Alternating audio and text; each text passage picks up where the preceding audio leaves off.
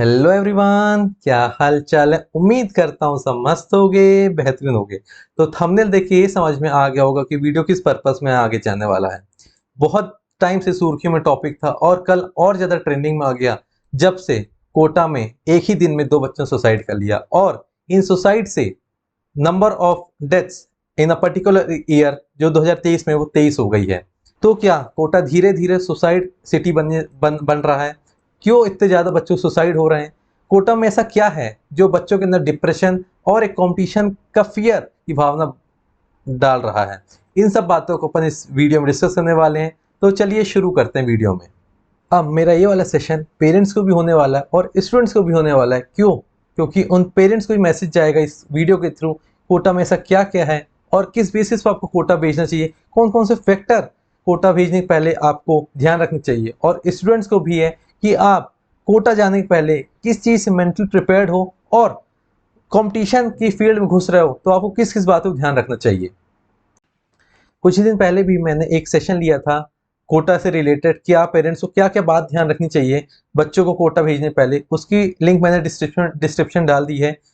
तो आप एक बार कोई भी कोटा भेज चुके हैं बच्चों या आप प्रिपेयर हो रहे हो अगले साल प्लान कर रहे हो अगले साल भेजने के लिए, तो वो जाके वीडियो देख सकते हो। अब बड़ा सवाल सामने आता है, क्या कोटा में ऐसा क्या है जो बच्चों को डिप्रेशन में डाल रहा है, डिमोटिवेट कर रहा है और सुसाइड की तरफ उग्र कर रहा है? क्या ऐसी जगह है वो कि वहां बच्चा जाके सुसाइड उसको अल्टीमेट सॉल्यूशन दिखता है अपनी डिप्रेशन का?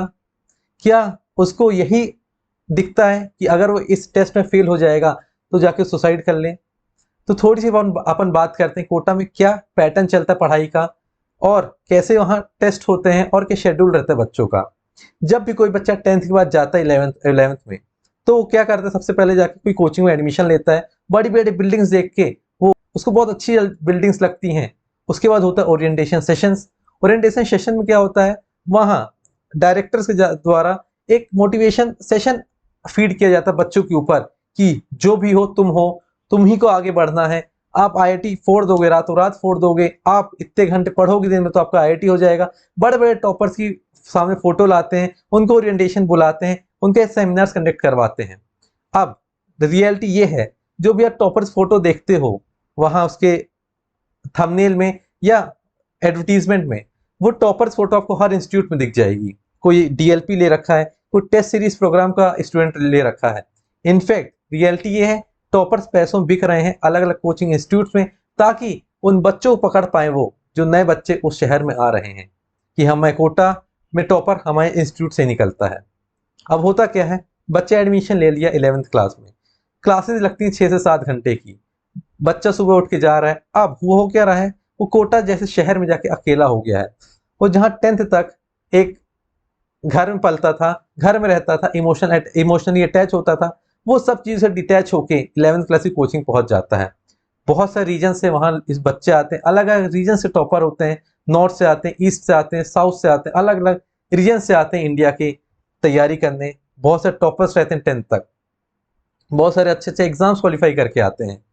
तो वहाँ एक ऑलरेडी एक डिमोटिवेटिंग फीलिंग आने लगती है बच्चों के बीच में, यार ये बच्चा तो केवीपीवाई क्वालिफाई करके आए, ये वाला बच्चा एनटीएससी क्वालिफाई करके आए, इससे 10th में 10 सीजीपीए थे और मेरे तो नहीं है। शुरुआत में डिमोटिंग फैक्टर ऐसे ही आ जाता है। पर ये बात भी सच है, आप कहीं के टॉपर हो जरूरी नहीं है वहां जाके आप टॉप करो। वहाँ पूरा कल्चर डिफरेंट है, पैटर्न अलग है पढ़ाई का। शुरुआती दिनों से ही आपको 6 6 घंटे क्लासेस दी जाती हैं।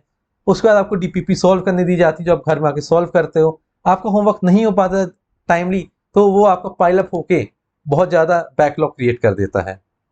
अब ऐसे सिलसिले में चलती क्लासेस। होता क्या है, वहाँ बैचेस रहते हैं बहुत सारे, A1 A2 A3 A4 A5। ये भी सच्चाई है, जो आपको बच्चे दिखते हैं टॉपर्स की उसमें न्यूज़पेपर कटिंग में या बड़े बड़े एडवर्टीजमेंट में, वो बच्चे होते हैं A0 या A1 ए स्टार बैच कहलाते हैं, कहीं A0 बैच कहलाते हैं इंस्टीट्यूट्स में। ए स्टार बैच में वो बच्चे होते हैं जहां से शॉर्ट सिलेक्शन होता है और उन बच्चों को टॉप फैकल्टीज पढ़ाते हैं, उस इंस्टीट्यूट्स के एचओडीज पढ़ाते हैं और बहुत ही केयर करके उन बच्चों की हिफाजत की जाती है। क्यों? क्योंकि रैंक तो वही प्रोड्यूस करेंगे और जब रैंक प्रोड्यूस करेंगे तभी तो कोचिंग वालों को बैंक भरेगा। जी हाँ, यही रियलिटी है कि आपको जो भी बच्चे दिखते हैं वो उसी बैच से निकलते हैं। हो सकता है आपका बैच A10 हो, A5 हो, A6 हो। जो पीछे बैच के बच्चे होते हैं वो बहुत ही रेयर हो जो टॉप रैंक्स में सिलेक्ट हो पाए। ये सब सच्चाई आपको कोचिंग वाले नहीं बताते हैं। ये सब सच्चाई बच्चों से छुपा के रखी जाती, पेरेंट्स छुपा के रखी जाती है।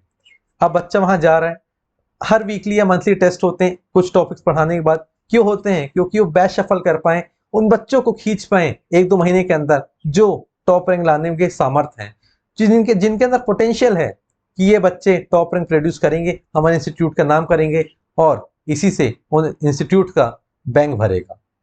भी बच्चा पेरेंट कोटा आते हैं, वो इन सब बात से वाकिफ नहीं रहते कि नंबर सिलेक्शंस क्या है कोटा में। वो तो बस वो टॉप रैंक्स उनको दिखती हैं कि इस इंस्टीट्यूट से इतने बच्चे सिलेक्ट हुए।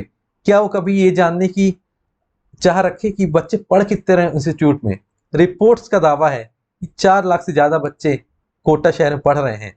और आप सिलेक्शन रेशियो देख लो, कितने सिलेक्शन रेशियो है, 10 से 13% सिलेक्शन रेशियो है। सीट्स बहुत कम है आईआईटीज में और मेडिकल में।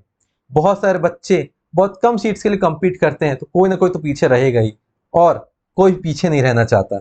इस मानसिकता के साथ चलते हैं कि अगर मेरा आईआईटी या नीट में नहीं हुआ तो मेरा करियर खराब हो जाएगा, मेरा फ्यूचर स्टेक पे आ जाएगा अगर मैंने ये 2 एग्जाम क्लियर नहीं किए।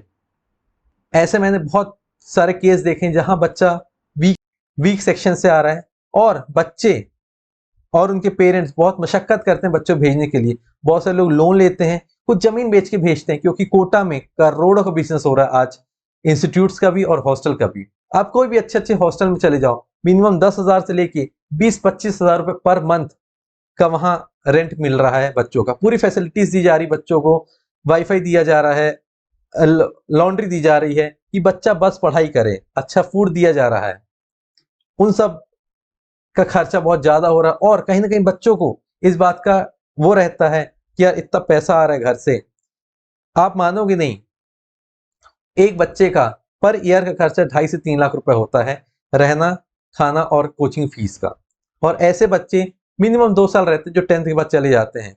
बहुत सारे बच्चे ड्रॉप भी ले लेते हैं अगर उनका कोई अच्छे इंस्टीट्यूट में नहीं होता सिलेक्शन। तो इससे एक मेजर पोर्शन घर का पैसों का बच्चों की इंस्टीट्यूट की फीस में जाता है और कोटा में रहने में जाता है। इनसे बच्चों को डिप्रेशन बढ़ता है, क्या इतना सारा पैसा आ रहा है फिर भी मेरा कोई अच्छे संस्थान में या इंस्टीट्यूट में एडमिशन नहीं हो पा रहा है।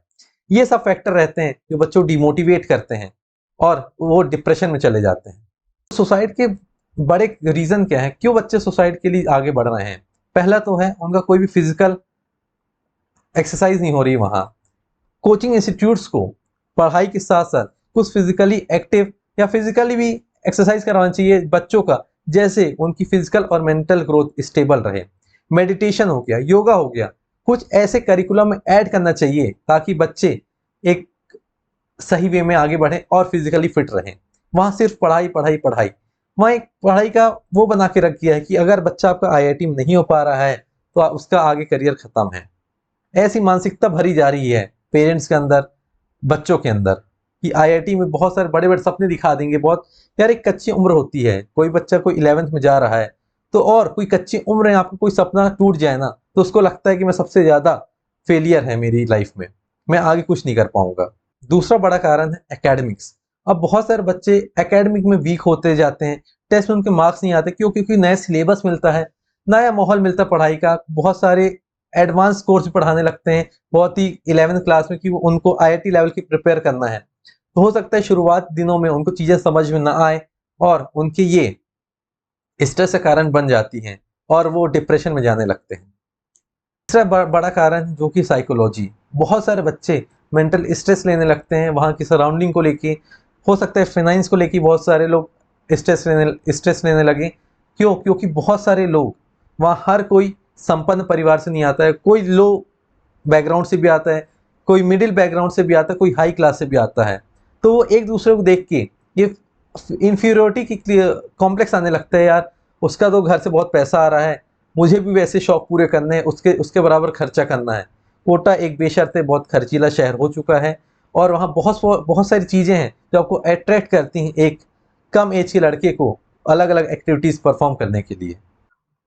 तो एज अ पेरेंट आपको क्या सोचना चाहिए अगर आप अपने स्टूडेंट को कोटा भेज रहे हो? आप पहले वो देखो क्या वो रेडी है कोटा जाने। कोई भी दबाव बना के मत भेजो कि हमारे साथ वाले के बेटे ने कोटा जाके क्रैक कर ली आईआईटी या नीट। आप ये भी तो देखो कितने सारे लोग हैं जो कोटा जाने के बाद भी सक्सीड नहीं कर पा रहे, और बहुत सारे ऐसे भी लोग हैं जो कोटा ना जाके भी अच्छे अच्छे इंस्टीट्यूट्स में एडमिशन ले रहे हैं, एग्जाम को क्वालिफाई कर रहे हैं। वहां सिर्फ एकेडमिक सी बात नहीं है कि आपको बच्चा एकेडमिक ही सीखे, वहाँ और सारे बहुत सारे ऐसे स्ट्रेस हैं जो स्ट्रेस को लेकर बच्चा पढ़ाई नहीं कर पाएगा। और बच्चे ये भी ना सोचें कि मेरे साथ वाला कोटा जा रहा है तो उसका सिलेक्शन कंफर्म है। आप घर में बैठ के, आजकल ऑनलाइन रिसोर्स इतना ज्यादा हो चुका है कि जो चीज आप एब्रॉड का बच्चा पढ़ रहा है, जो चीज आपका दोस्त इंस्टीट्यूट में दूसरे इंस्टीट्यूट में पढ़ रहा है, आप वो घर बैठे पढ़ सकते हो और बहुत ही नॉमिनल फीस में। आप ऑनलाइन का ऑप्शन चुने, घर में अपने कंफर्ट जोन में पढ़ें, क्योंकि आप घर में रहोगे तो आपको पूरी पैम्परिंग मिलेगी, आपको इन्वायरमेंट मिलेगा पढ़ाई करने का, ताकि आपको ये सब होम सिकनेस की फीलिंग नहीं आएगी जो बाहर के बच्चों को महसूस हो रही है। तो आप ऑनलाइन मीडियम से पढ़ सकते हो। मेरा मैसेज उन सभी बच्चों का है जो कंपटीशन एग्जाम की तैयारी कर रहे हैं, कोटा में रह के कर रहे हैं या बाकी जगह भी रह के कर रहे हैं। आपका ultimate goal of life IIT या नीट क्रैक करना नहीं होना चाहिए।